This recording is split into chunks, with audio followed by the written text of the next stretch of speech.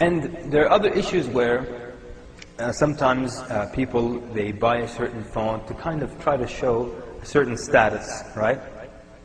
Now, the scholars make an exception if the phone, your suit, your car, the way you dress is part of, the business persona, let's call it, that you're trying to, make clients feel that you're a professional, you have a professional business, so you dress well, you have a nice car, and you have a phone that's a PDA that shows you're organized. They say that's not a problem.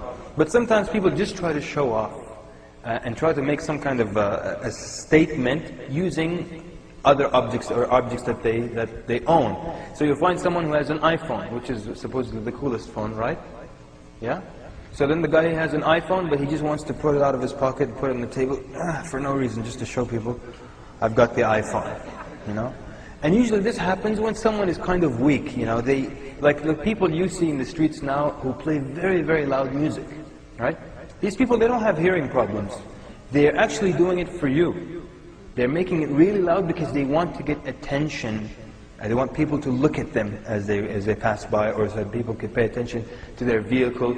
Because they don't have anything maybe up here or enough iman, so they feel nothing is great about them except what they have, what they own, what they possess. And this, like, I always give the example, one time we're going to Jum'ah, so we're 4 brothers, 4 big grown men, and we're going to Jum'ah prayer. And 3 of us have our cars parked this way. One of us even had a minivan. And there was the fourth guy, we were just introduced to him, so we don't know him very well. He insisted we go all the way to the back of the building to take his car to the masjid, you see. So 4 grown men were walking all the way back to the back of the building, and when we get there, his car is a 2-seater Mercedes. And we're 4. And then, when we get there, he does this fake thing, he's like, oh, it won't fit? What do you think? It's a 2-seater, and we're 4. What do you think?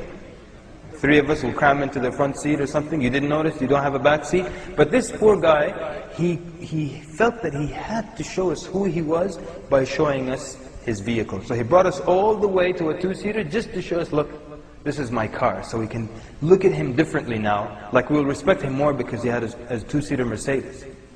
You joking? I have a Ford Pinto, man. You kidding me?